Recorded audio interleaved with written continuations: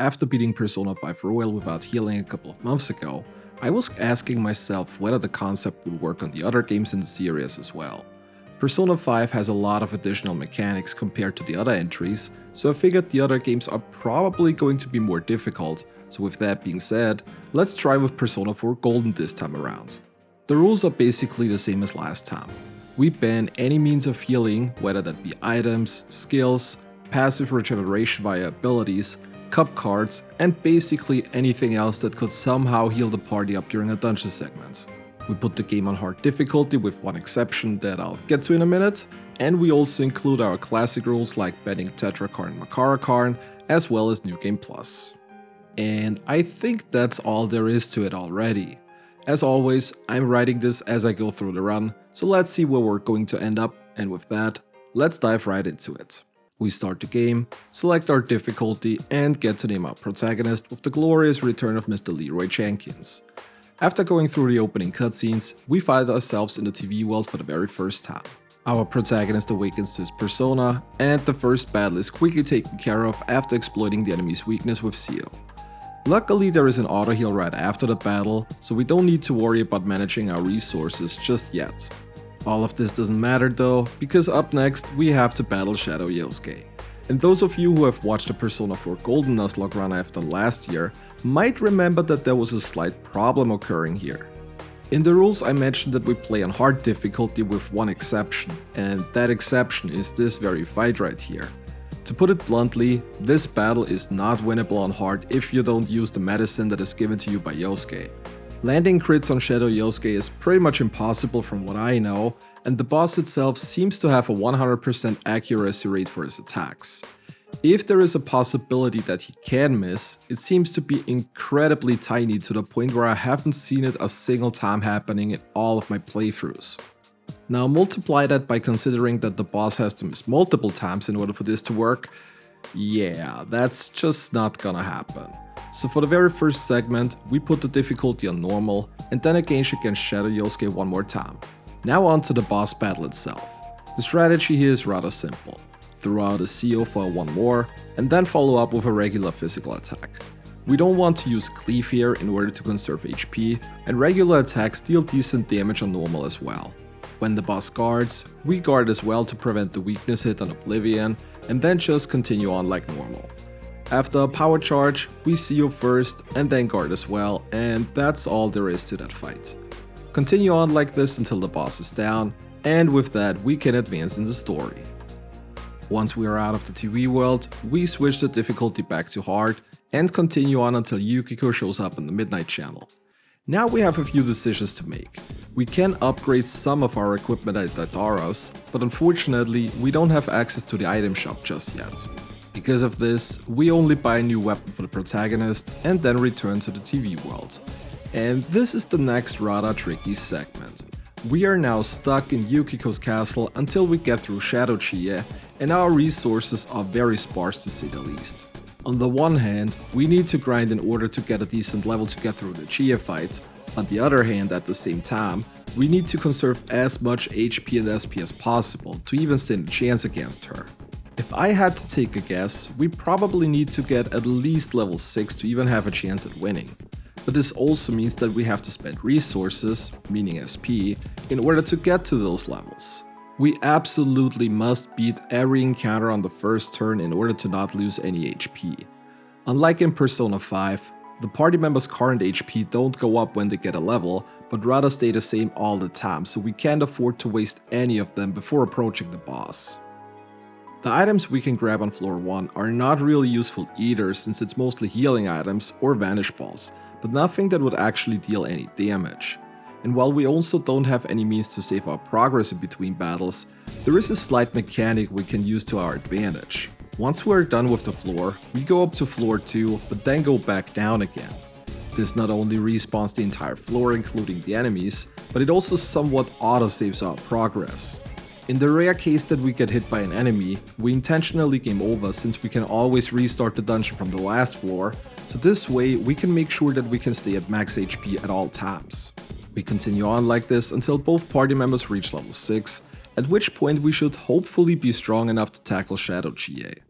As you can see though, both party members' SP are only in their mid-20s, so there is only so much that we're going to be able to do. The protagonist opens up with Rakunda, and Yosuke hits Shia's wind weakness with Garu to get the most possible damage out of her. She usually sets up a wind wall when you hit her weakness, which should give us another free turn. Unfortunately though, she immediately opens up with Mazio, and yeah, there goes the first attempt. Taking this much damage on turn 1 is pretty much a reset.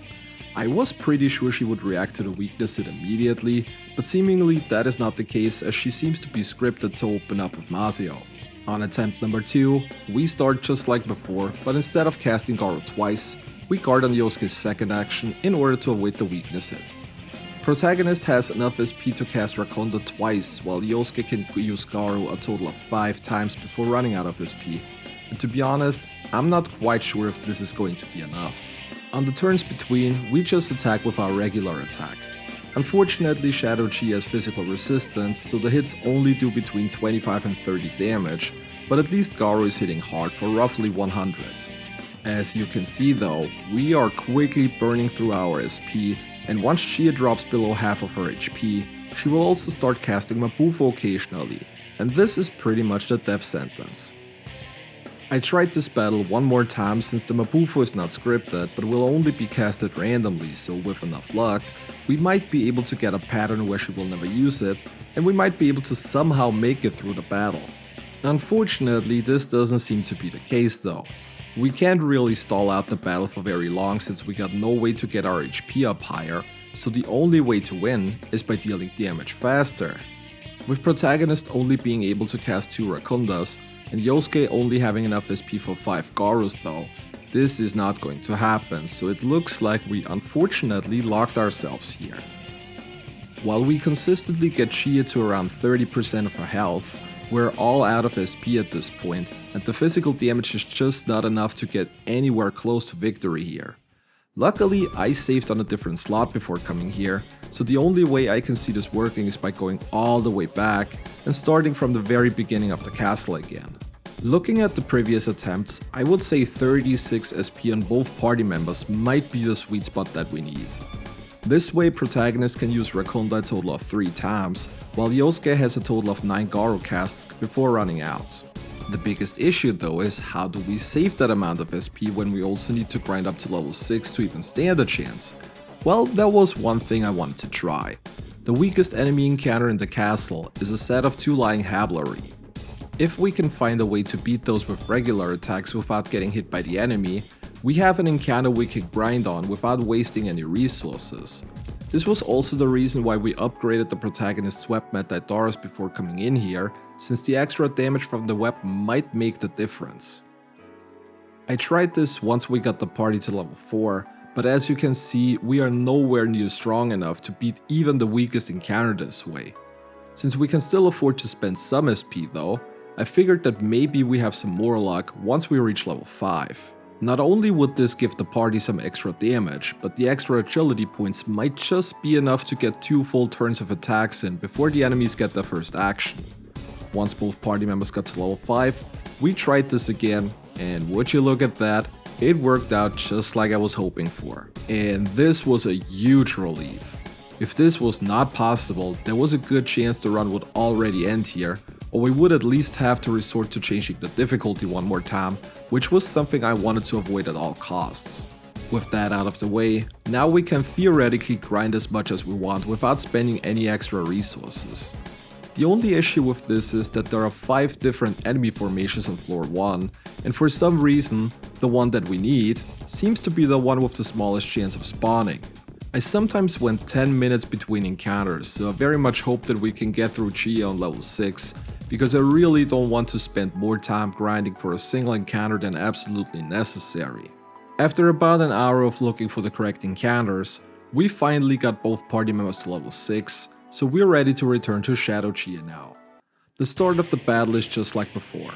We open up with Rakunda and cast a single Garu followed by a guard to prevent the weakness hit. After the following double weakness hit, she puts up the wall, giving us another free turn. Every time she looks scornfully at Yosuke, she will follow it up with Mazio on the next turn, so once again we guard with him to prevent the weakness hit. We usually refresh the Rakunda once the wall runs out to get the most possible damage out of Yosuke's weakness hits. On non-scripted turns, we want Chie to use single target attacks on either of the party members, especially once she's in Mabufu range, since this is the much more dangerous attack. And that is all there is to that battle. We get lucky on our very first attempt, with Chie not casting Mabufu a single time, and are able to finish her off with 11 SP remaining on Yosuke, so we only needed 7 Garus after all. The details don't matter though, as the only thing that is important is that we got through the fight at all. From this point on forward, we can freely spend our time, so we have much more options now when it comes to dungeon progression. The first thing we're doing now is going on a little shopping spree. Due to the extended grinding, we have picked up a lot of healing items that we can sell off to get some money for the early game. We do try to keep one of everything though, because we need a couple of items for later quests, and because I cannot remember which ones we need, we just keep one of everything for emergency cases.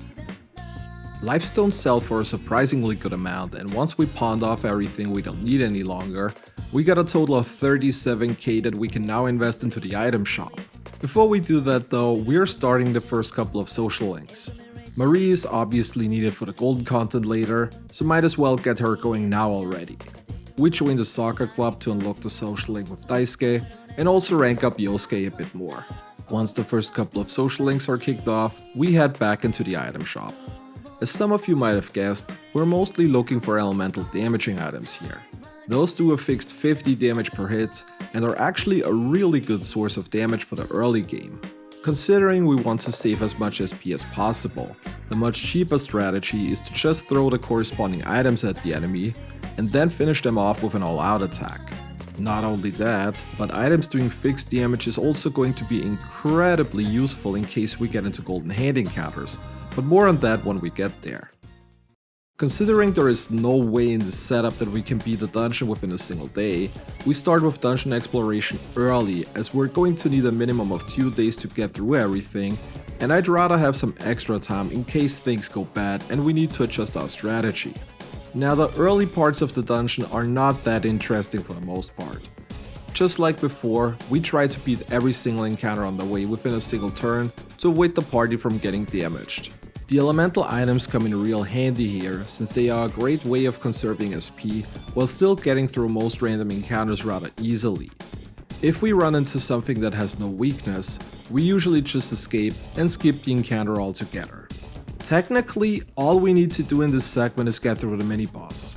Once that one is down, there are no more mandatory battles left before Shadow Yukiko, so we can freely spend our resources since we will do the main boss on a different day anyways.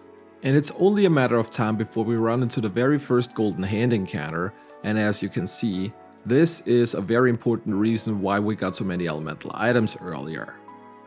Golden hands are usually rather hard to hit and only take very little damage, but with the items dealing a fixed 50 damage, and a golden hand in a castle having 150 HP total, we do just enough damage to beat one of them within a single turn. I'm not planning to do any kind of RNG manipulation to try and force golden hand encounters, but if we happen to run into them on our way, might as well try to get all the experience we can, since they're by far the fastest way to get levels. The ideal scenario is to run into 3 golden hands, because those give the most amount of experience. The downside to this though is that there is no way we can beat this encounter within a single turn, which results in the party taking quite some damage. But I think this is a fair trade-off, considering the amount of experience we get from them. Before fighting the mini-boss, we've used an Eligor in order to have resist physical on the protagonist. I don't think this is going to make that big of a difference, but might as well take it safe considering all damage is going to be permanent for the rest of the dungeon segments. The mini-boss opens up the battle using Tarokasha, so after making him dizzy with firecrackers, we make sure to debuff its attack again. Once the enemy puts up a red wall, we get lucky with a critical hit from Yosuke and are able to immediately get it dizzy yet again. Once the power charge happens, I fully expected the party member to go down from that shot, but luckily Yosuke was able to dodge the attack and were able to continue throwing items at the enemy. Another dizzy proc is already enough, and we actually make it through the entire mini-boss battle without taking a single hit from the enemy. Definitely a very welcoming surprise, considering we still need to grind quite some more before being able to tackle Shadow Yukiko. Shadow Yukiko herself is level 15, and I think this might also be somewhat the sweet spot for the party to land on. There is no need to grind until 20 plus, because I would still like to have some kind of challenge, so I guess we will end somewhere around level 15. One thing that I want to mention here is that we're also starting to run out of elemental items. Since we use a lot of them against both regular enemies and golden hand encounters, our stock is quickly decreasing, so we're slowly starting to use spells for a lot of regular enemies to save the remaining items for golden hand encounters. Once we get to floor 7, we're also starting to go on a little item grind. The top floor of Yukiko's castle has some really useful items for the early game, such as diamond shields which raise the entire party's defense, or smart bombs which deal a fixed 100 almighty damage to all enemies. The diamond shields especially are great early, since it will be a while before we get the first personas with access to Maracukasha. We're also getting to the point where we have to run away from triple golden hand encounters. We barely have any items left, and as you can see, the amount of HP remaining on our party members is rather low as well. Luckily, everybody's already at level 17, which should hopefully be enough to get through the first major boss battle, so once we're finished grinding items, we're pretty much done with the TV world for now. On the way out, we stop by the Velvet Room again to fuse a Bear Riff, since we want to have a decently strong persona with fire immunity available for the upcoming battle. I think this is actually the very first time that I'm not going to finish a dungeon in Persona 4 within a single day, so I wasn't even sure if we can spend the evening hours freely, but as it seems, we don't have an option to do so and can only go to sleep. Again, we sell off the loot we got at the Doros, stack up on items, especially ice cubes and ball lightnings, and then return into the TV world to head into the major first boss battle of the game against Shadow Yukiko. The boss actually has a very straightforward AI pattern that we're going to use to our advantage here. She starts out being weak to ice, so we can throw an ice cube with the protagonist and Yosuke, as well as cast Bufo with Chie and follow all of them up with an all-out attack. This will trigger Yukiko to cast White Wall, basically giving us a free turn. We now start casting buffs and debuffs and attack with the party members. On turn 2, Yukiko is always scripted to prepare her Burn to Ashes attack for turn 3, so once we have our buffs and debuffs up, we guard with Chie to avoid the one more. Our protagonist is immune to fire thanks to Bear Riff, and Yosuke only takes about 35 damage from the attack. Once the White Wall runs out, we repeat our weakness all-out strategy from before, which deals enough damage to put her into the next phase where she will summon the Charming Prince. Since she didn't put up a White Wall yet, we can repeat the very same attack pattern while also throwing a ball lightning on the Charming Prince to trigger his weakness for the all-out attack. Usually it's only one more turn until the Charming Prince runs away again, but thanks to Chie missing with Bufo, this kinda throws our pattern a little bit off to the point where Yukiko even gets healed by the prince. Luckily her White Wall eventually runs out, and we can deal another round of weakness all-out attack damage, which is enough to trigger the prince to run away and transition into the last phase. Since Shadow Yukiko will always start the phase casting Terror Voice on Yosuke, we can go through another weakness turn after healing him, which is already enough to win the battle, and complete dungeon number 1. We still had quite a lot of HP left, so this really wasn't the most difficult thing to do, though I have to admit that knowing the enemy's AI pattern and how to get the most out of it definitely played a huge part in this. After the mandatory battles only run I have done way back, I'm still very accustomed to most bosses' AI patterns, which is definitely going to be a big help in this run as well. With that being said, we have quite some downtime now until the story progresses. We continue the social links with our party members and also unlock Yumi, Nanako, the Fox and Dojima. After nailing the first exams, we also unlock the social link with Adachi and Eri, and shortly afterwards Kanji shows up in the Midnight Channel, so we are about to head into dungeon number 2. Before we do that though, we build our vegetable garden with Nanako, and return to the item shop to stack up elemental items for the next segment. With Yukiko joining the team, we finally got a full set of party members for the first time, and once we finish preparing, we're heading into the steamy bathhouse next. Our approach when it comes to random encounters is rather similar to the castle before. Throw items on the enemies for weakness hits, and then follow them up with all-out attacks. Considering the party starts with a much higher level this time around, Every party member's SP are obviously quite a bit higher as well, but we still want to try to conserve them as much as possible until we get through the mini-boss. Like in the previous dungeon, we're also hoping for some golden hand encounters again. This time the enemies already have a total of 300 HP, so we need 6 items to beat one of them. 2 golden hands are a deal here, since we can beat both of them in exactly 3 turns to get huge experience. Technically, we could also just go back to Yukiko's castle to farm smart bombs on the last floor, but for now we can still work with our normal elemental items. Shadow Kanji is level 25, so we will once again aim to about level 27 or 28 if I had to take a guess. Other than that, it's still the same as before. Beat everything that has a weakness with all out attacks, and run from everything that has either no weakness or just a weakness to light or curse insta-kill attacks. Unfortunately, Chie got whacked from an unlucky monster in a chest ambush, so for the remainder of this segment she will be stuck at 1 HP.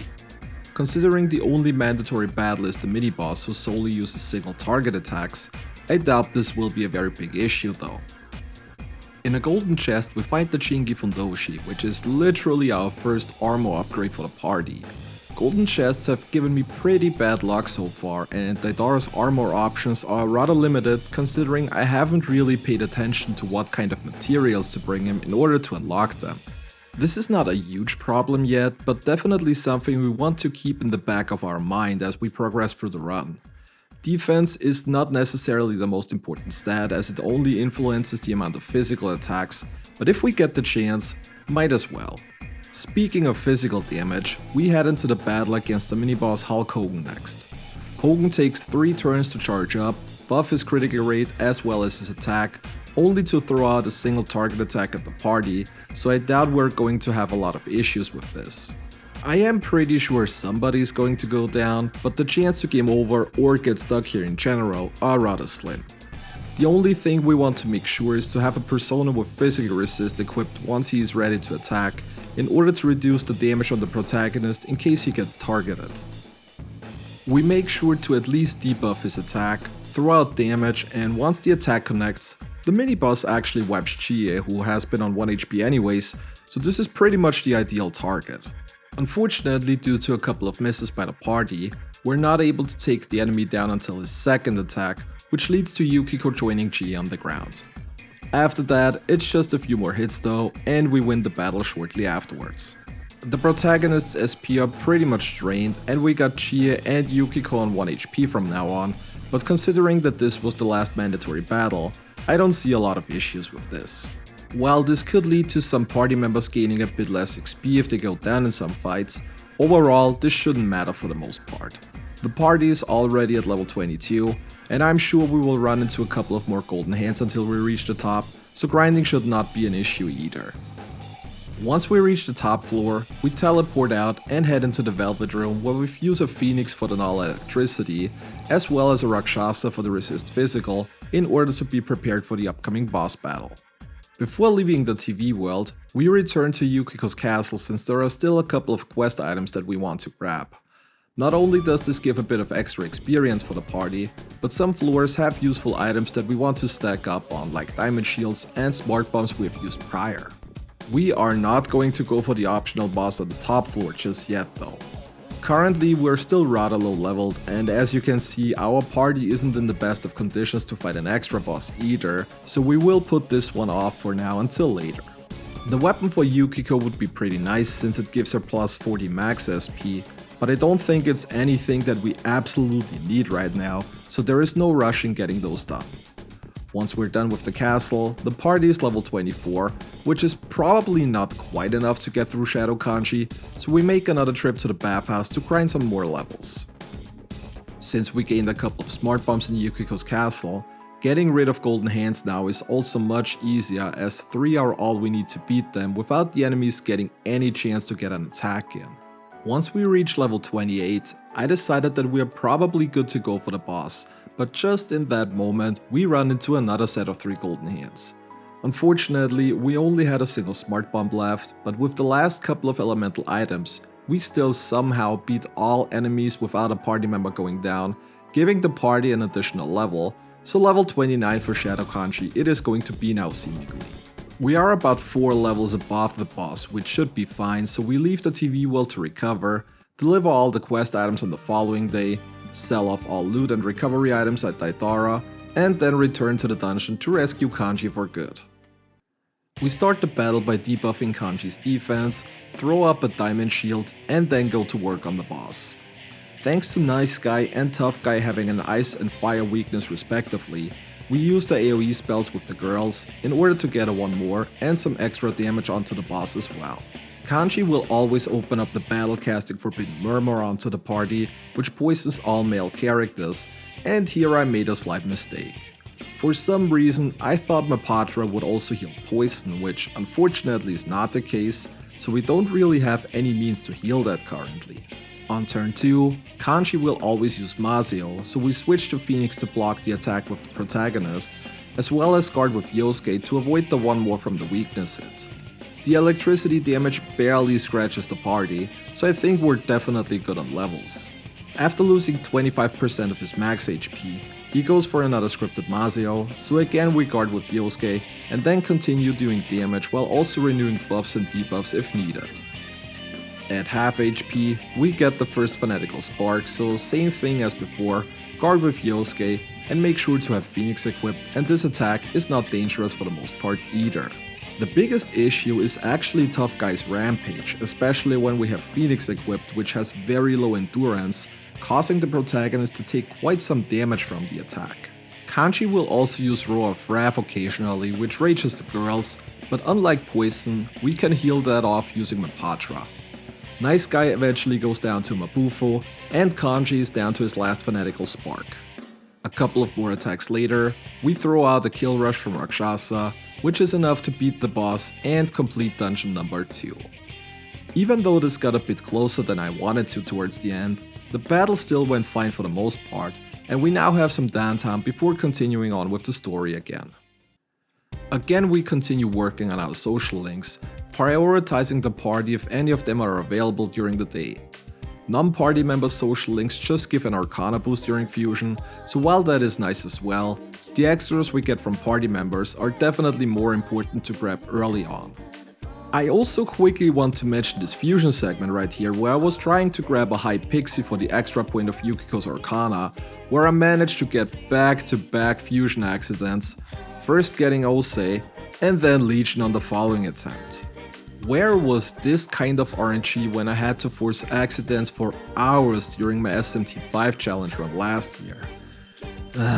These games are intentionally trolling, I swear. We also continue working on the social links of Marie, Dojima and also Adachi. He's not required for any optional content, but the extra cutscenes you get for maxing him do kinda belong in the run as well, to be fair. Just a bit later, Kanji recovers and joins the party. Unfortunately, he will not see any use in this run at all.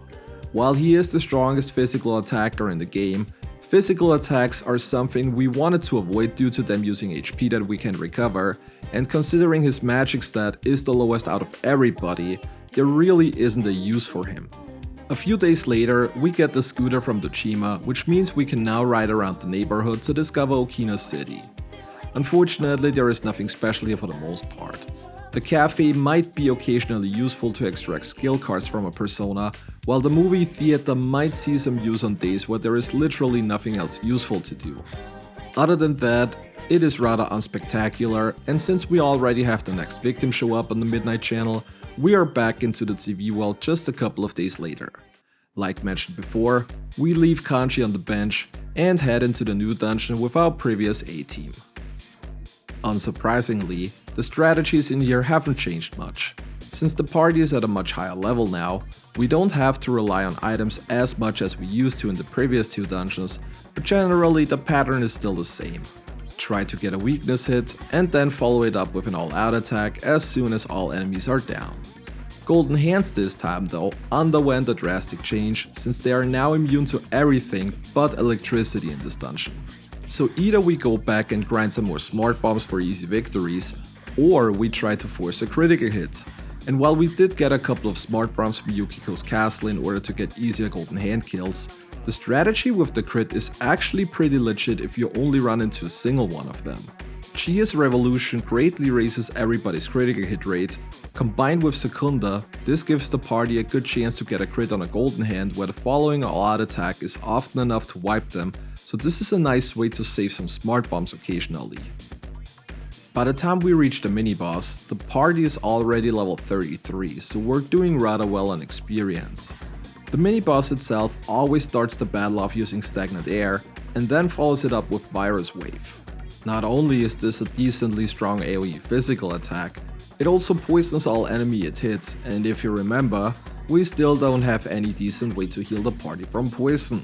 Luckily the enemy is weak to fire, so we use Agilao with the protagonist and Yukiko, as well as throw firecrackers with Yosuke and Chia to get weakness hits in, and follow them up with all-out attacks.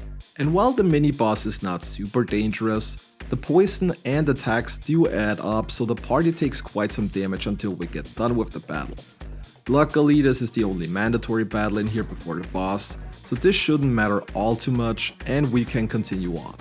Once we hit level 35, we head into the Velvet Room to fuse ourselves a Teodi. This is the first persona in the game to learn Megiddo, and as you can probably guess, the main reason as why we need that is to have a way easier time when it comes to dealing with golden hands. Not only this, but Teodi also learns Mind Charge, which is the perfect combination for dealing with those enemies. As briefly talked about earlier, I'm not planning to do any kind of RNG or skill manipulation during this challenge, so this is the earliest we can get access to an almighty spell. As soon as we reach the top, we teleport out and return back to the previous dungeon to grab the quest items that we need. We're not that reliant on item drops anymore compared to before, but we still want to have a good stock of diamond shields and supersonics to boost the party's defense and evasion if needed. Considering the golden hands we sometimes encounter in the bathhouse still give decent experience, we are actually level 41 by the time we're done with everything. Now this is usually the time to leave the TV world and come back on the following day, but for this specific dungeon, we're going to try and do it in one shot. While the party is already severely weakened, we get a full heal once we make it through the Shadow Reset battle, so spending the extra day should not be necessary in this case. As for the reset battle itself, we open up with Taronda and throw up a diamond shield to reduce the incoming damage before going to work. We only need to deplete roughly half of our HP before she goes into the scripted Supreme Sight pattern. At this point, we just guard with the entire party. The main goal is to keep the protagonist alive, since we get an auto heal afterwards anyways. Once that is done, Teddy defies his shadow and the real boss fight against Shadow Teddy is upon us. Again we open up with Taronda, a diamond shield, and also a supersonic to not only reduce the incoming damage, but also raise the party's evasion. When Shadow Teddy mind charges, he will always follow it up with Mabufula, so we switch to King Frost for the Drain Ice, and also make sure to guard with Yukiko in order to avoid the one more. Now you can argue whether or not the Absorb counts as a heal, but I figured that since this is technically an attack, this is probably okay to do. The whole reason why I even brought King Frost into this battle to begin with was because I thought that it has Repel Ice instead of Drain, so that was a mistake on my part. For future fights, I will try to avoid Absorb if somewhat possible. For this fight, I don't think it makes a huge difference overall whether we just Null Ice or Absorb it, since Teddy doesn't do a lot of physical attacks anyways. That being said, Chia unfortunately is rather useless in this battle, since Ice is not an option, and we want to conserve our HP, so physical skills are out of question too. This is the reason why she either throws items and supports the party, or just goes for regular attacks. Foolish Whisper is annoying, but luckily can be cured rather easy and gives us a couple of free actions since the party takes no damage from the attack. Maracundas are simply countered by throwing up another diamond shield, and we continue doing damage until Teddy uses Ultra Charge for the first time. This is basically a free turn as we can easily negate the attack by just guarding with everybody on the second turn to avoid getting damaged. The party's damage overall is not too high, but quickly stacks up over time. Our biggest source of damage is definitely a charged Megiddo by main character, which deals roughly 200 damage, but considering he's also our source for Taronda and Rakunda, we want to make sure to not use it too often to avoid running out of his P too quickly. After half of his HP have been depleted, Shadow Teddy will use Nullity Guidance before charging up for another Ultra Hand, but again, we can just easily guard that to avoid any damage. He will use another Nullity Guidance after he has 25% of his HP left and go for another Ultra Hand, but just like before, this one is also guarded rather easily. And that is mostly it for the battle. Due to our low damage and Teddy's rather high max HP, the battle takes quite a while, which results in the party running out of both diamond shields, as well as the protagonist having no SP by the end, and once the buffs and debuffs are off, we are in big trouble. Luckily, Shadow Teddy is almost down by this point, and it's only a couple of more attacks until the last bits of HP are gone, and we complete dungeon number 3 as well. So far, we are 3 out of 3 when it comes to first rank bosses, so I really can't complain too much. We get the best character portrait of the entire game with Flat Teddy, and once we leave the TV world, we have some downtime again. Just like before, our first priority is advancing the social links of our party members. Chie also drops in significance, seeing as she will be replaced by Teddy going forward. While Chie is a great party member with physical skills being suboptimal in this setup, she can't really do anything that Teddy isn't able to do better. Teddy also has access to Ice Magic, a better magic stat overall, and also gets 2 great support skills with Mataru Kasha and Maraku Kasha, so unfortunately Chie will join Kanji on the bench once we return to the TV. Going back to social links other than the party members, we continue working on Dojima and also started off the social link with Naoki and Sayoko. A couple of days later, nobody appears at the Midnight Channel, but King Moron is hanging around in town, and we get our new teacher Miss Kashiwagi, and oh boy am I glad that she is not a social link, because this could have become pretty awkward. We also unlock Shinchiri Beach, and also get access to Rise's social link, and she is a bit of a special case. In Persona 5, we weren't able to prevent the Navigator from healing the party since it's part of her rank 1 perks which unlock automatically. In Persona 4, however, Rise doesn't get party support skills until rank 7. Even before that though is her rank 5 ability Healing Wave, which restores HP to the party after every battle, so this basically means that we're not going to be able to get her past rank 4. Unfortunately, we're going to lose out on quite a useful skills that way, like the Party Protect or the free revive if Joker goes down, so I hope we will be fine even without those. After nailing the midterms, we max out our first social link Yukiko, and also get the paper armband from Nanako as a reward for the best score during exams. This one gives +5 to all stats, so it's definitely a nice boost. Shortly afterwards, Mitsuo shows up on the Midnight Channel, so we're basically ready to head back into the TV and the next dungeon. A very specific fusion I want to mention here is Black Frost, which is incredibly strong for this point of the game. It has no weaknesses, drains both fire and ice, and gets access to Mind Charge, Fire Amp, as well as Argidyne down the road. Since we used our Teodi from earlier during the fusion process, we also get to carry over Megiddo, so Black Frost will become our new Golden Hands killer for the time being. With that, we're basically ready to head into the next dungeon. And remember how I talked about the lack of equipment earlier? Well, this is still very present as we are already in the 4th dungeon and still barely have any armor for the male characters. We have a decent selection for the females, but with Teddy replacing Chie, Yukiko is now our only female character in the group, so we should try to get some more improvements on that end sooner than later. Teddy is also a bit behind on levels compared to the rest of the party, but he will catch up somewhat soon, so there is nothing to worry about. As for the dungeon itself, the strategy unsurprisingly is still the same. Hit the enemy's weakness with either spells or items, and then go for all out attacks. Ideally, we want to conserve SP on the protagonist as much as possible, as his will be needed in order to take care of the potential golden hand encounters. 2 Megiddos are usually enough to take care of them unless we get lucky and get an extra crit in before the second turn. Golden Hands will also use Ball Sack in specific situations, which is the ideal scenario since they will take double damage from being raged, and are also unable to dodge hits if I remember correctly. Occasionally they will also cast Tsuku Kasha in order to dodge more often, but luckily we have Yosuke with the Kasha, who can just negate that without any further issues. By the time we reach the mini-boss on floor 7, the party is already level 43.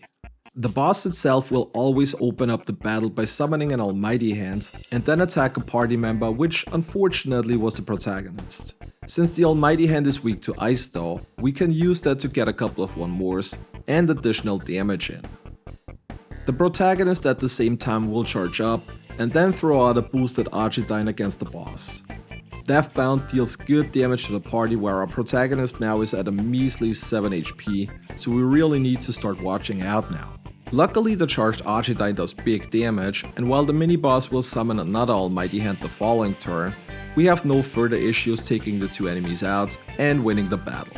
Not gonna lie, this got way closer than I would have wanted to, but again this is the last mandatory encounter here, so we'll take that. Especially considering that right after, we get an encounter with 3 golden hands, which give the party huge experience. Once we reach the top, the party is at level 45, which is probably not quite high enough considering that Shadow Teddy was rather tricky, even with the party being a bit overleveled. But we still need to grab the quest items for the previous dungeons anyways, so that might give us some more levels overall. After hitting level 47, we return to the Velvet Room to fuse a Rangda. In Persona 5 challenges, this is usually the point where I start raving about how good Giri Mikala is. In this one, he's not that useful due to being physical oriented, but luckily Rangda does the very same job on the magical side of things. Rangda will also learn the Repel physical passive down the line, which we can carry over during future fusions, making the protagonist bulletproof against all forms of physical damage down the line. While Rangda is weak to ice, we luckily managed to snag a resist ice card during shuffle time, so we can also eliminate its only weakness. And to top it off, the resist even becomes a null ice during the skill upgrade later, so this couldn't have went any better if I wanted to. With our last Megiddo cast, we managed to beat one last set of 3 hands, and the spawning robot afterwards, and get to level 52, which is probably more than enough. Even though we have struggled with a slightly overleveled party against Shadow Teddy, I think the plus 7 level difference should definitely be enough for Shadow Mitsuo. Before leaving the dungeon to regroup though, I wanted to try something else first. We have talked about the optional bosses on top of the previous dungeons prior, and I think now would be a good time to attempt the first couple of those. While the party is severely injured at this point, we should be at a high enough level to easily get through those. Protagonist only has 7 HP, but luckily the Contrarian King exclusively uses physical attacks, so with Rangda equipped this is no issue, and the enemy is down soon after. Same with the optional boss number 2, the Intolerant Officer. I swear some of those names are really weird at all, but whatever. Just like the king before, this one exclusively uses physical attacks, so with Rangda we're basically invincible. This wasn't even needed though, as we were able to beat the enemy with only Teddy going down due to an unlucky hit. The weapon for Kanji isn't even needed or useful, but Yukiko's weapon gives her plus 40 max SP, which is definitely useful. Once we're done with everything, we leave the TV world again to recover.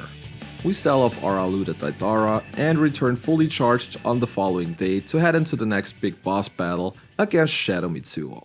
And this is always a boss battle I'm rather cautious about. The mandatory battles only run certainly has left me with some PTSD when it comes to this fight, but let's see how we will fare in this setup. The fight is split into 2 phases, with Shadow Mitsuo starting out in hero form. As always, we open up the battle by casting buffs and debuffs before going to work on the enemy.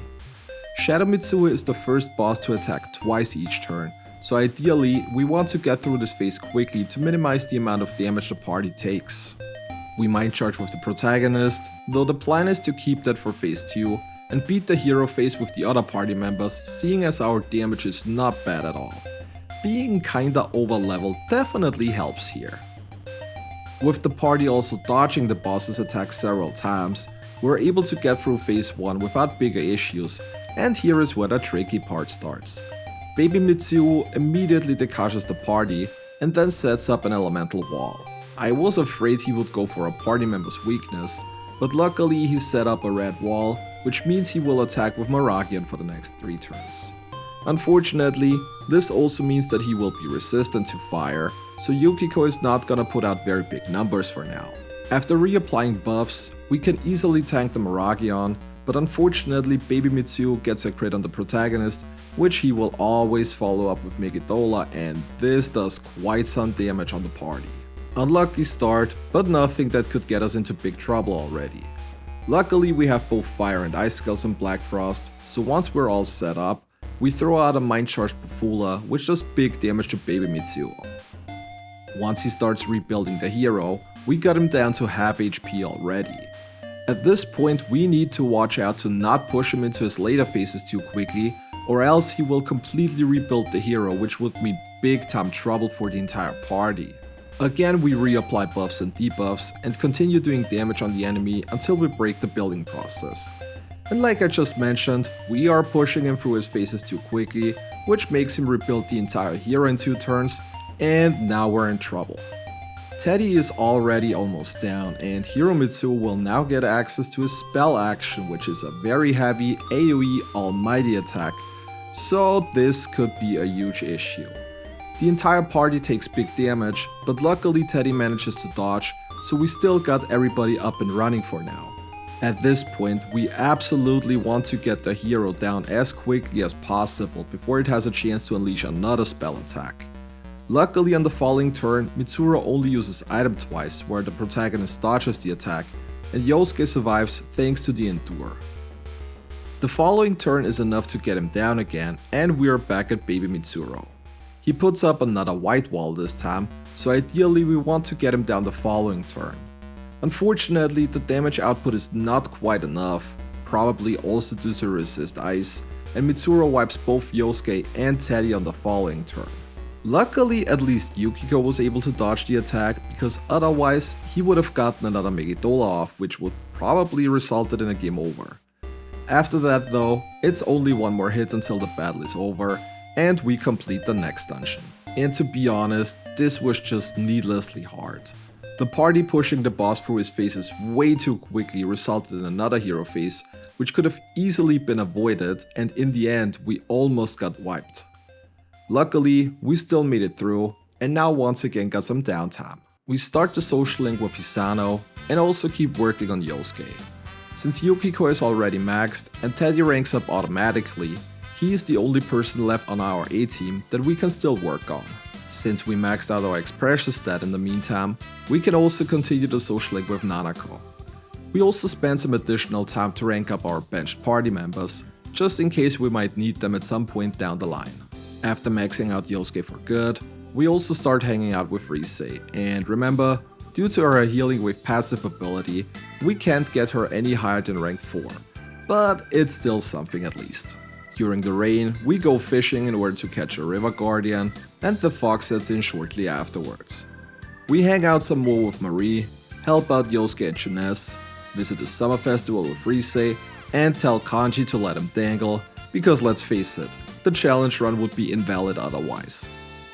We also redeem our big bro status from the last challenge run, as we happily helped Nanako with our homework during evening hours. This was literally one of the most hurtful things to do last time, so I am really happy we get to be a good bro this time around. We're also starting to go on the first few bike dates with our party members. Those give additional skills, and some of those can be pretty useful. Yosuke learns Megiddo on rank 2, Teddy learns Evade Physical on rank 5, and Yukiko gets access to Mind Charge at rank 5, which is huge. We also go on bike dates with Rise in order to increase our all-out attack damage in case she joins in. This is not the highest priority, but there is a certain mini-boss fight later on where I figured that it could come in really handy. We catch the Sea Guardian at Shinchiri Beach, start the social link with Ai, and go on a school trip where we meet Best Girl Chihiro again. We max out the social link with the Fox, and a few days later Naoto already shows up on the Midnight Channel, so it's time to dive back into the TV after stacking up on items at the shop. As you might have already guessed, there isn't a big change in terms of strategy for the enemies. We still exploit enemy weaknesses whenever possible, and follow them up with all-out attacks. Ideally, we also want to get our fair share of golden hands here, since they start giving huge experience and we can get up to 4 of them within a single encounter. After what felt like an eternity, we also finally get lucky with golden chest drops as we get 2 red battlesuits from back-to-back chests. For the longest time I complained about the lack of equipment, especially for the male party members, and it seems like my complaint has finally been heard. A bit later, we also unlocked the Repel physical passive from Rangda, which means we can carry that over during fusion now and make our protagonist invincible to physical attacks in pretty much every situation. Speaking of fusions, in the Velvet Room we fuse ourselves on Narasima and carry over Automasuku from Hitoko to Nuzi. Narasima will learn Automataru on level 53, which we will then fuse into a Tamlin, who will learn Automaraku, giving us a persona which gives full party buffs at the start of every battle. We also fuse ourselves a Raphael, since he's one of the first personas to get access to Megidola. Golden Hands are starting to become more tanky to the point where Megiddo alone is probably not going to cut it for much longer, so we use our Black Frost to fuse it into Raphael in order to have a new tool for Golden Hands. For the mini-boss of this dungeon, we're going in with a special strategy this time around. As you can see, we only have the protagonist in our party, and that is for a very specific reason. The mini-boss solely attacks with physical attacks, and as you might remember, with the correct persona equipped, we pretty much repel all physical attacks back at the enemy. This works out perfectly until the mini-boss gets into low HP, at which point you have 3 turns before it explodes. To minimize the incoming damage, we put up a Rakukaja, as well as a Tarunda and guard on the final turn. And needless to say, I might have slightly overestimated the amount of damage the explosion does, because with all our setup, the enemy deals a whopping 13 damage to the protagonist. Well, better be safe than sorry, I guess. Anyways, we grab the remaining party members and continue making our way down the dungeon. And this 4 golden hand encounter demonstrates why we wanted to grab a persona with Megidola. Not only do 4 hands give huge amounts of experience, but with Megidola we can beat them with 2 attacks, so we don't have to worry about enemies running away, and the experience gain from this is big. Megidola does cost 24 SP each cast unfortunately, so there are only so many uses we have until the protagonist runs out of SP, but we can still squeeze out as much as possible. It wasn't until he was already out of SP that I realized that I also carried over Mind Charge during fusion. Mind Charge plus Megidola is easily enough to wipe all enemies, so I could have saved some SP had I remembered that earlier, but seeing as the party is already hitting level 60 at this point, I don't think it matters too much in the end. Once we hit the bottom floor, we return to the Velvet Room to fuse the Tamlin from earlier, since Narasima has learned Automataru in the meantime. With that, we now have a full party buff at the start of every battle, which is going to come in really handy, especially against random encounters or enemies that act before the party gets their first turn. Before we leave the TV world though, we once again return to the previous dungeon to grab the items needed for the open quests. To be honest, this is probably not even necessary since the quest rewards usually aren't worth it for the most part, but we do get some extra experience that way and are often able to squeeze out another 1 or 2 levels, so might as well just take that. We also return to the strip club in order to battle the optional boss on the top floor as well. The party is way over leveled, so this one is really not a big deal, but once the battle is completed, Risa reaches level 61 and learns Relaxing Wave. This one will regenerate 5% of every party member's SP after battle, and unfortunately is the only kind of heal that we cannot avoid whatsoever. While her HP regeneration is locked behind her social link, her SP regeneration comes from leveling up, so we just have to take that. Seeing as this only influences dungeon progression though, it will probably not make that big of a difference overall. It does make grinding in a dungeon more comfortable, but it's not going to make any difference in major boss battles, so I think we could just let that slide, considering we have done pretty much everything else so far. And since we're already at it, we also head back to the game to battle the optional boss on top there as well. Just like before, we have very little issues with the enemy considering that we are quite a bit over leveled, so our damage output is rather big, while the incoming damage barely scratches the party. Once we're done with everything, We grab the weapon for our protagonist and leave the TV world to recover and return on the following day for the battle against Shadow Naoto.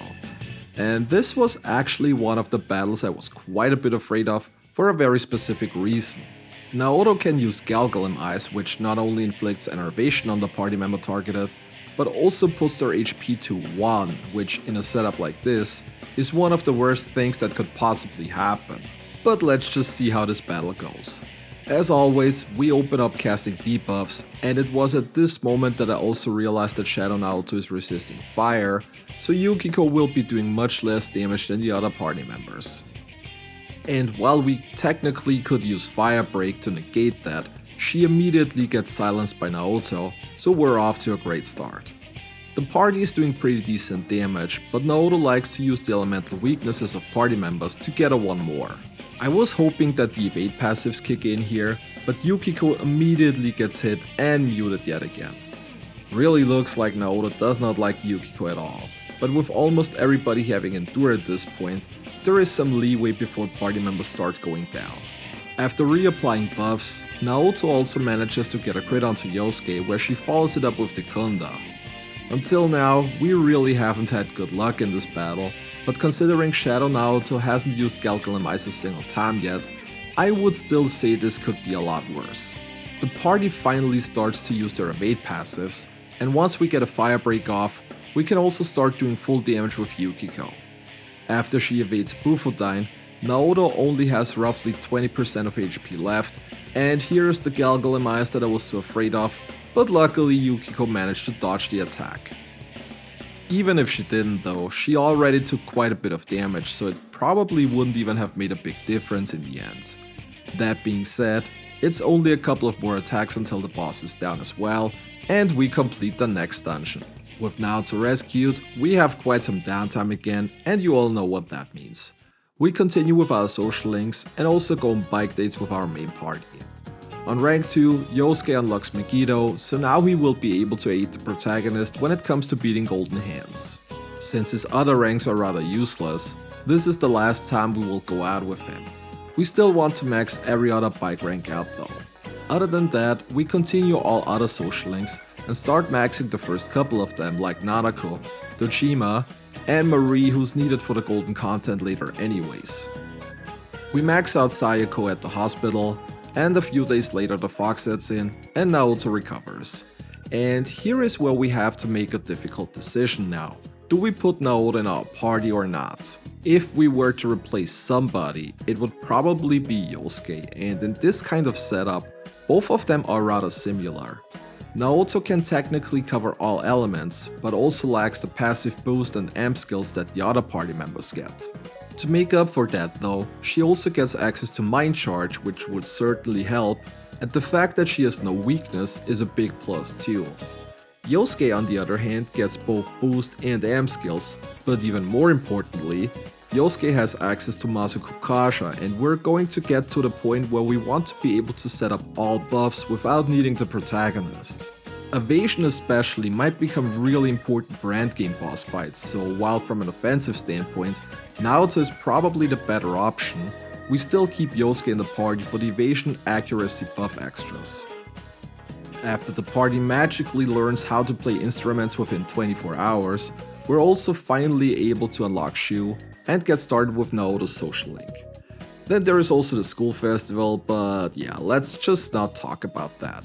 Let's talk about how you should totally subscribe to this channel if you like the run up until here. It really helps me out a lot. Thanks.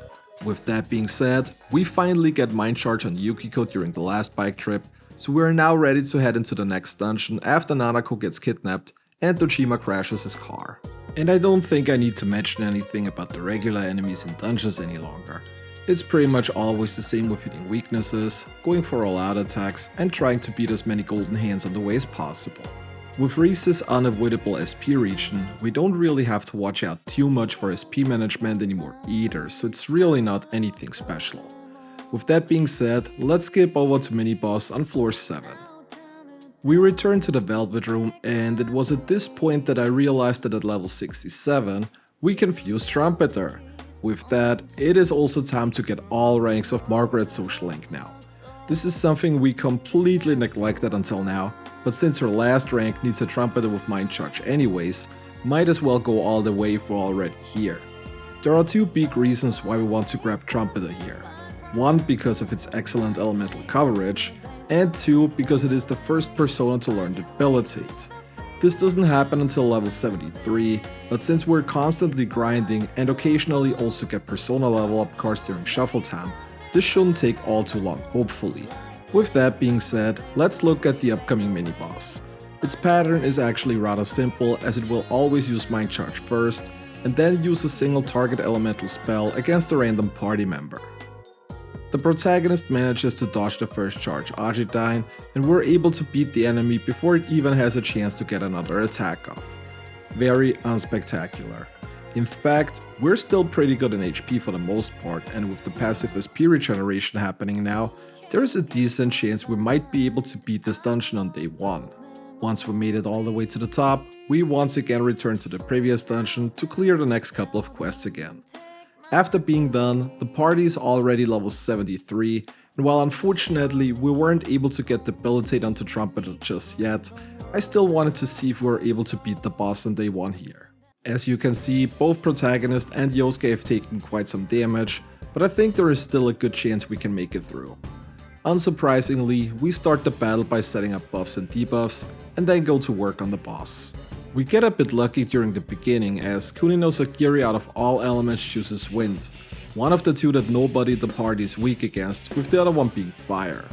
He does like to single out the protagonist though, which is something I'm really not very appreciative of, considering he already came into this battle with reduced HP. Once the boss uses Squad Converge, it's a game of either guarding with everybody or just guessing the correct element and hopefully get lucky. And it looks like he chose Fire, which is actually the best possible outcome, seeing as both protagonist and Yukiko will now be able to deal even more damage with a charged Argidai. Shortly afterwards, he already starts controlling the first party member, and here is where it gets tricky. We don't have a lot of HP left on the protagonist, so ideally we want to take this as careful as somewhat possible. I was fully expecting manipulated Yosuke to go for a wind attack, but to my dismay he went for Megiddo, which is something I completely forgot about since I usually never get it. After another turn of damage, Yosuke goes for the protagonist one more time, and with that also triggers the Enduring Soul we got on Tamlin. And at this point I wasn't quite sure what to do now. Do we ban Enduring Soul or do we allow it? While it is technically a heal, it is a one-time thing that protects the party member from going down, so I'm not quite sure how to handle this. We did allow the occasional accidental draining of elements earlier, and considering this is a one-time thing per battle, I think we can allow this going forward considering the chance of abusing it is very minimal. That being said, Kunino Sagiri shortly afterwards takes control of the rest of the party, so all of this discussion might be for naught anyways. Luckily, the manipulated party only went for 2 physical attacks that were repelled, and protagonist was able to dodge Yukiko's Miragidai. Once the party is free again, it's only one more turn until the enemy is down, and Nanako is saved. Even though we had very little issues with boss fights up until this point, I can already see that later boss fights might become a problem. Not necessarily because of the amount of incoming damage, but rather because of their bulkiness. Getting like 70 to 80 damage doesn't sound like a lot, but it certainly adds up over time when bosses start getting more and more HP and we need longer in order to take them down. This might become quite the issue, but that is a problem for future Ragnar. That being said, we have some downtime again, so we continue where we left off the last time. We get the last bike skill on Teddy, and continue working on the few social links that are still left. It was also at this moment that I realized that I got no idea who to waifu in this run. The only party member that would be fitting would be Yukiko, but we already maxed her earlier. Seeing as I have never gone the friendship into romance option with Ai, I think we will just go for her for this run. No other reason than me never having seen this kind of route, so I was kinda curious. We also start maxing the B team party members, even though they're not gonna see any use any longer. A couple of days later, Nanako dies, but not really, and after preventing the party from throwing Namatame into the TV, we confront Adachi and he escapes into the TV world himself, so we're off into the next dungeon now. With that, we're also finally maxing Teddy, so the entire A-team is now fully evolved going forward. We restack items and are back into the TV world again on the hunt for Adachi. Just like before, there isn't much that would be worth mentioning when it comes to random encounters, so we're going to focus on the mini-bosses here, with the first one being found on floor 3 of Magatsu Mandala. The whole gimmick of this fight is that you want to try to beat all of the enemies at the same time, since they will spawn more otherwise. Luckily, our party is rather strong with the current setup already, so a full turn of AoE attacks is enough to wipe all enemies before they even get another chance to act again. Mini-boss number 2 is waiting on the bottom of floor 6, and this one is quite a bit trickier. The enemy resists fire, ice and wind, so the game clearly wants you to go physical here. Luckily, we got Fire Break on Yukiko, so there is a convenient way around this. What is not so convenient, however, is the mini-boss's attack, as it mostly spams Megadollon, which does quite a bit more damage than I thought at first.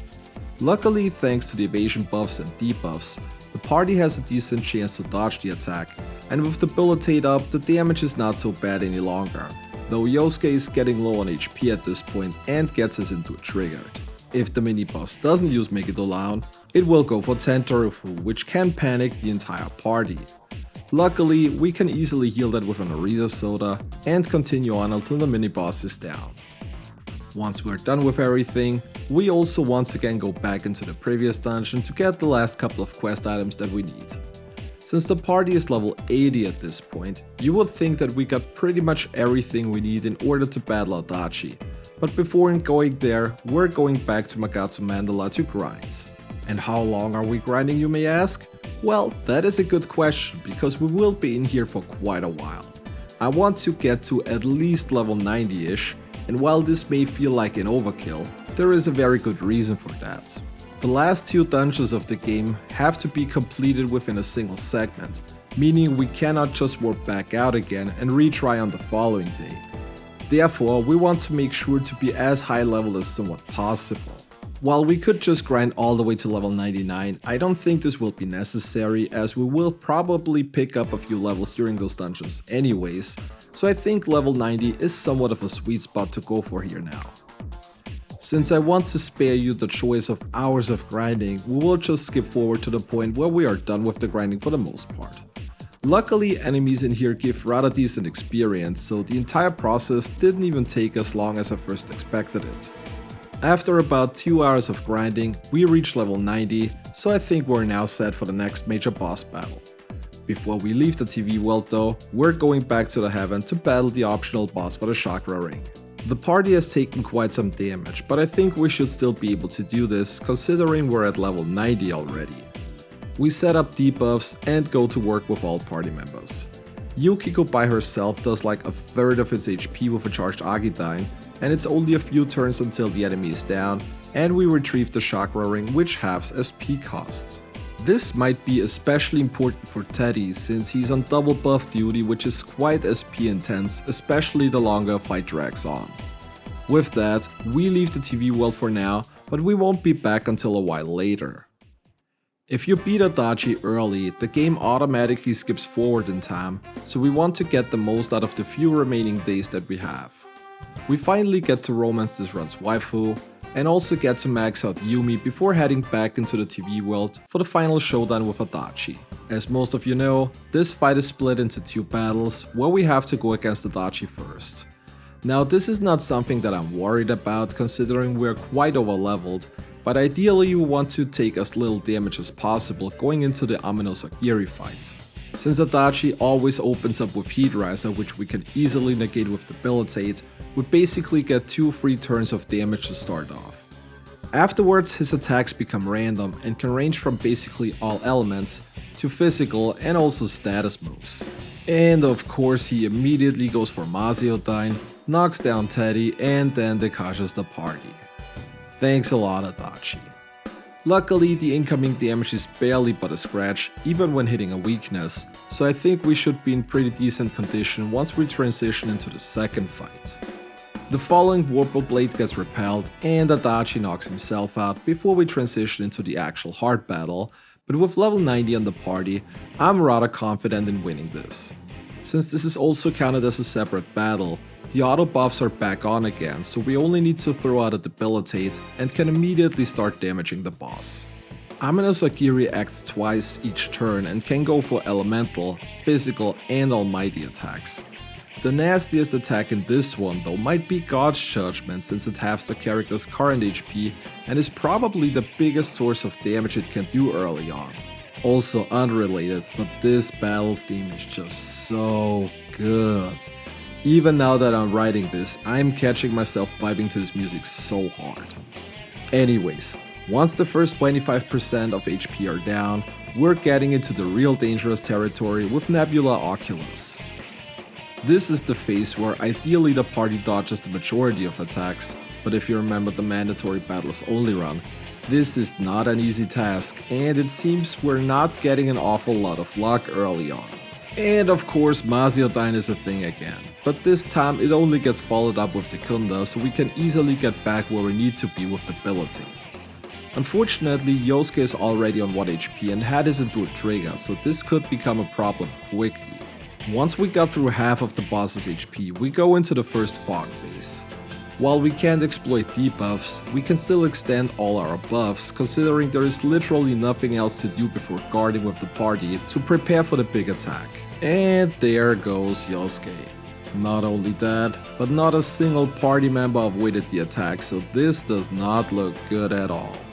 Eventually, we made it all the way to the second fog phase, but the Quake now also triggers Teddy's Endure. We use a Supersonic to up our evasion since Yosuke is already down, and prepare for the second big incoming attack. Unfortunately, the enemy's debuff ran out just as the fog lifted, and the extra Tarokasha made it necessary for Protagonist to cast another Debilitate, so we can't guard this one and have to hope for a lucky dodge. Since both Yukiko and Teddy are pretty much done anyways, guarding is not necessary, and we try to squeeze in as much damage as possible. And while the Nebula Oculus did wipe Teddy, the protagonist managed to dodge the attack. The following Dekasha might make things a little tricky though. At this point, we don't even need to buff and debuff any longer, we just try to go all out on damage. The boss now Dekundas himself and goes for Galgalim Eyes, and of course the animation triggers on the following turn and we can get the attack off. And to make things even worse, Yukiko also misses with her Ajidyne before the boss proceeds to wipe the party. Okay, this was really unlucky. This should have been it, but not only did we get the innervation trigger, but Yukiko also missed the boss when a single hit probably would have been enough to beat it. Nice to see that after all this time, even Persona games still occasionally just SMT me. Anyways, we go back right again since this should definitely be doable with our current setup. Adachi in the second battle also gave us better luck, going for Mudon first, which gets blocked by the scapegoat, then Evil Smile, which we can easily heal with items, and Magarudyne, which only slightly damages Teddy, so we're going into the Amino Sagiri battle with pretty much full HP. The early stages of Battle 2 are rather similar to before, though this time we get some better luck with elemental dodges. Unfortunately, God's Judgment now hits Yukiko, which might be even worse considering she's our biggest damage dealer in the party. Again, everybody gets hit with the fog boosted Nebula Oculus, and Yukiko is getting very low on HP, so we're going in a similar direction as in the previous attempt. Luckily, we're pushing it into the next fog phase rather quickly, and almost everybody dodged the Quake, so we're heading into the last fog charged attack with everybody still having their Endure up. Just like before, we skipped the guard in favor of doing extra damage, and the attack triggers Teddy's Endure, though Yukiko luckily managed to dodge it, as does Yosuke on the regular attack afterwards. Amino Sagiri goes for a double Dekasha Dekunda turn, but too little too late, and we're able to take down the enemy on the following turn for good, thanks to Yukiko actually connecting with the attack this time around. While we did manage to beat the enemy in our second attempt, this was still a lot closer than I initially thought it was gonna be. Considering the party's at level 90, I actually thought that there is a good chance we were just gonna steamroll this, but the battle gave us a lot more issues than I thought it would. And this actually makes me kinda nervous for the next segments. Well, maybe not so much for Marie, but Izanami could become a huge issue. The final boss is level 90, so even if we grind to max level, the difference is much less compared to this battle where we already barely made it through somehow. Anyways, first it's time to celebrate Christmas with our waifu, as well as Dojima, Nanako and the entire party on the following day. We go out with Ai on New Year's and now have a bit of downtime again before we head into the next dungeon. We get the third awakening on all of our party members and also start completing the last couple of remaining social links. With the exception of Kanji, who we pretty much ignored the entire playthrough, and Risei, who we weren't allowed to get past rank 4, we were able to max out every other social link. We used the last couple of days to get some extra levels onto the party by inviting them to the movie theater, and then we're ready for the skiing trip. I think this is the first playthrough where I got to see the boys route during the cutscene, so that was pretty nice to see as well. That being said, we end up in the Hollow Forest and now have to save Marie, and I think most of you know about the mechanics in this dungeon. Unfortunately, we cannot prevent the auto SP regeneration accessories from being used, though I think without them this would probably be pretty much impossible anyways. What we can do, however, is just to keep the initial accessory equipped on everybody in order to minimize the amount of SP gained by the party. Like mentioned earlier, the Hollow Forest has to be completed in a single segment, so ideally we want to try to take as little damage as somewhat possible, considering we have no options to heal before battling Marie. The first mini-boss is waiting on floor 3. The gimmick here is trying to knock everybody down and then go for all-out attacks, considering the boss takes huge amount of damage from almighty attacks. If you remember earlier, I talked about how the bike trips with Risei raise our all-out attack damage. This battle was pretty much the reason I wanted to go for this. Usually I would like to go for a mind charge to make it allow, but the boss saw that coming and immediately silenced the protagonist. Well, I mean, if this doesn't work, then we just have to go with the classic all-out strategies. Fine by me too. That's why we got the damage increase from the bike dates after all. The summons are usually taken care of by knocking them down and then following up with the all-out attack. The strategy is pretty safe and sound, and once the silence on protagonist wears off, we can throw out a Make It Allow and then clear up the remains to win the mini-boss battle while barely taking any damage, so we're off to a good start. Considering the regular enemies in here give very little experience and only have our already low SP again, I decided to just rush through the floors until we run into mini-boss number 2. We can attack this one with either physical attacks or use break spells and items in order to be able to do magic damage, which is obviously the preferred way to approach this. We throw a Firebreaker with Yosuke, so Yukiko can immediately charge up and go for her attack. Unfortunately, we don't have enough SP and protagonist for a debilitate, so we just throw out Archidines with him as well. Luckily, the evade passives trigger well, and a single charged attack from Yukiko is all we need to complete the battle. To be honest, I was not expecting to get through those battles with that much HP on the party, but I'm for sure not going to complain about that. We rush through the last couple of floors and are basically ready to head into the boss battle against Marie. And this one is an issue considering she starts attacking before we even get the chance to act. This is also another reason why I really wanted to have all auto buffs on a persona, since those trigger as soon as the battle starts and reduce the incoming damage like this by quite a bit. Hot Lightning does about 100 damage, and this is both Yukiko and Teddy, which is already a kinda bad start since Yukiko is still our number 1 DPS. Just like in the mini-boss battle, we don't even have enough SP to go for a debilitate, and the following Make It Allow again does quite some damage to the party. Yukiko and Teddy are already down to half of their HP before the actual battle even started. Marie taking several turns to transition after the Shell of Denial is pretty nice though, since it gives the party some time to recover SP, though they will be halved again as soon as we transition into battle number 2. The positive about this though is that now the auto buffs are back on as well, so that is something. And I just noticed that the party is back to full HP. I somehow cannot remember this being a thing for whatever reason, but I'm more than glad about that obviously. I was pretty sure the party's current HP carry over into the second fight, but it seems like I'm wrong on that. Anyways, Marie again starts the battle off before the party can act by using Run Amok, which fortunately doesn't do a lot of damage, and also only hits 2 characters. This time, we barely have enough SP for a single debilitate cast, and Yosuke once again throws a Firebreaker, so Yukiko can immediately start charging. Since we also have a few other elemental break items, we can use those to deal damage with pretty much the entire party. A charged Argidyne from Yukiko does over 2000 damage, and the rest of the party pulls decent numbers as well. Marie going for Magarudyne is also one of the better elemental attacks she could have chosen, as no party member has a wind weakness.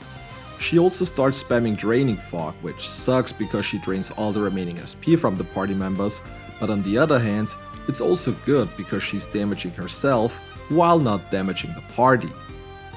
In the meantime, we can throw the few elemental items we got on the way to deal some additional damage while waiting for her SP to recover.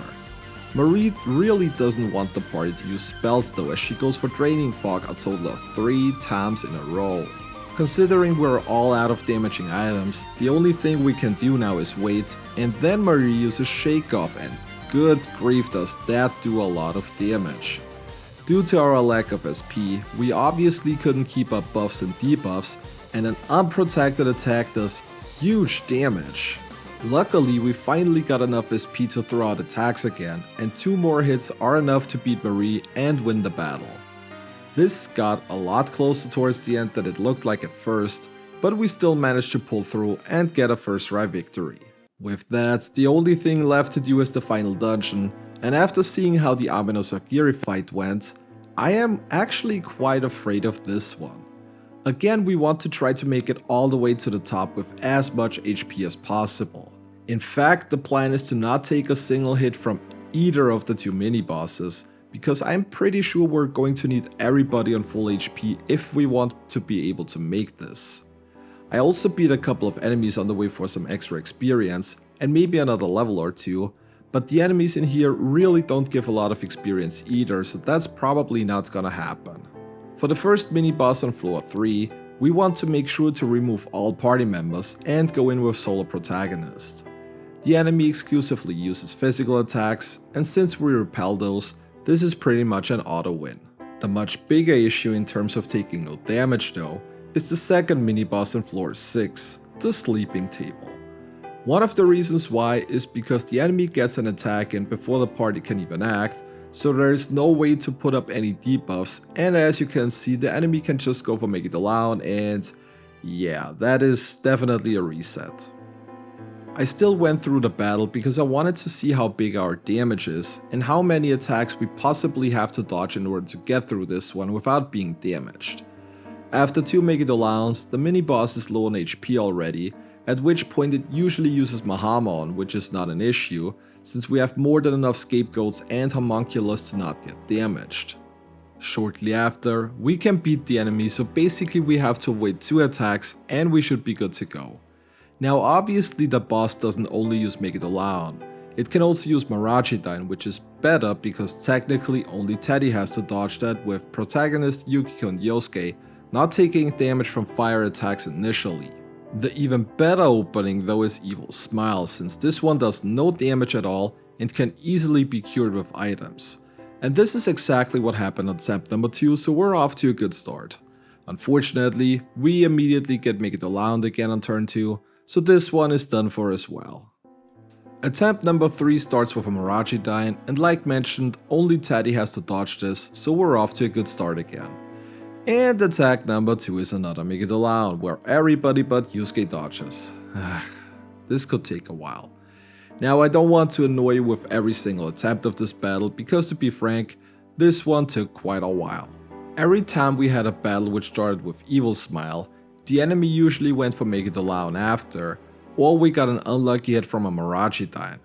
Eventually, we got this encounter though. The enemy opens up with Miragidyne where nobody takes damage. After setting up buffs and debuffs, it went for a second one, and again nobody took damage, so we should be good to go here. We start throwing out our damage, and with Mahamon blocked, this should be it. Until it used Miragidyne for a third time. Hello? This never happened before. That is weird. But be honest, I got you there, didn't I? You thought this would be it. Well, so did I initially, But unfortunately, that was not quite the battle yet. A couple of more attempts later, we got the winning battle though when a mini-boss opened up with Evil Smile, then went for a Moragion which luckily everybody dodged, and then went for the actual Mahamon as it should be before we were able to beat it. The better play would have been to just not cure the fear from the party and let the sleeping table use Ghastly Wail. Since we have more than enough scapegoats and homunculus anyways, they would have taken the hit and the party would not have gotten damage at all, but unfortunately this was something that I never even thought of during the playthrough. Anyways, this battle was quite annoying, but with that, we can basically make it up all the way to the top with everybody still on full HP. Now I was debating on whether or not to grind a couple of levels, but at this point I got really impatient, so I figured it's worth a shot at least, so we can tell how far we can get in the battle. Izanami always opens up the battle by casting Maziodyne, so after putting up Debilitate, we guard with both Yusuke and Teddy in order to prevent the one more. While Izanami can technically use elemental attacks, she mostly goes for Megalodon where we get lucky and get a full party dodge on the first one. Again, Yukiko does the most damage, while the other party members either support or also chip in with some damage. When she goes for Mind Charge, we should probably have guarded with the party, but I went all out on damage because I was pretty sure that the party is strong enough to beat her before that happens. And they did. But unfortunately I forgot that unlike Marie, Izanami will still attack during those turns. Yukiko took huge damage, but luckily everybody else managed to dodge the attack. On the second Mind Charge, I wasn't gonna take any more chances, but once the transition happens, Yukiko already has her Endure triggered, so I am pretty sure this is RIP already. Yukiko is by far the most important party member in terms of damage, and I really can't see myself outlasting Izanami's onslaught without her. Anyways, second form Izanami always opens up with Mind Charge and Marakunda, and will go for another Maziodyne on turn 2, so just like in the previous phase, we guard with both Yosuke and Teddy to prevent the one more. Luckily Yukiko also managed to dodge the attack, so we're able to get a bit more damage in with her as well. Izanami will attack twice every turn now, so we need to rush her down if we want to have a chance to win this. Eventually, Yukiko goes down for good, and the other party members slowly get their Endure triggered as well. There is still a good chance that the majority of the party dodges attacks, so even though this attempt is dead, the fight overall looks to be very doable with our current setup. Once the rest of the party is down, the protagonist is by himself, and yeah, needless to say, he's not going to solo this battle. While he did put in a valiant effort, he goes down after a couple of more turns as well, and there goes attempt number 1. While unsuccessful, I think I got a pretty good idea on how this might work in general, so instead of grinding, we go right back again for attempt number 2.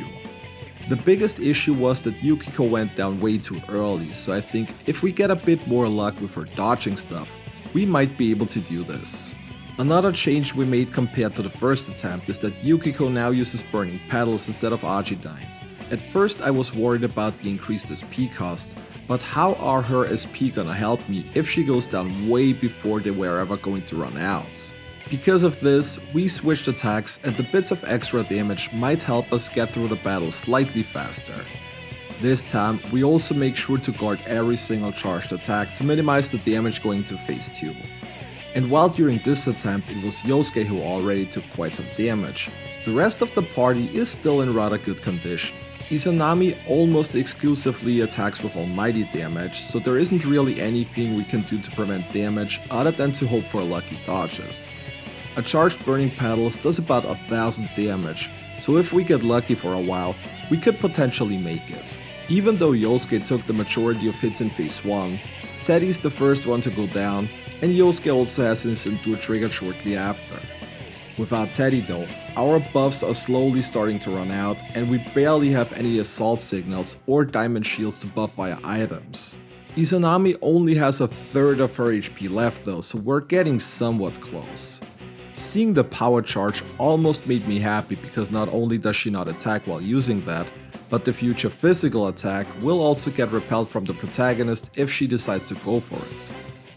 The turn after, she also mind charged and I feared for the worst at this point.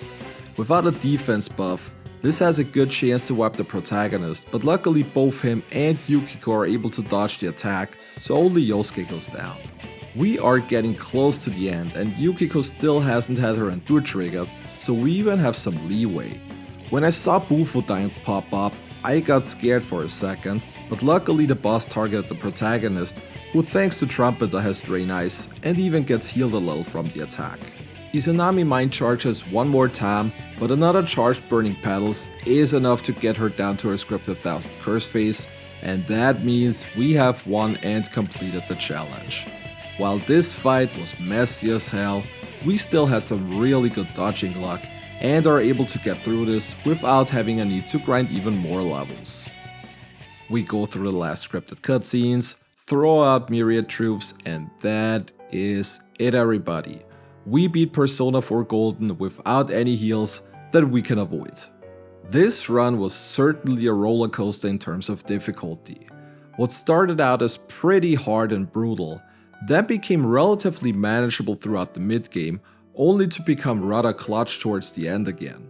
Still, this was a lot of fun, and considering we have already done this for Persona 5 Royal, I guess Persona 3 Reload is up down the line sometime. Let me know if you would like to see that as well. With that being said, special thanks go out to this video's top supporters Noarel, Lauren MF and Shurkar.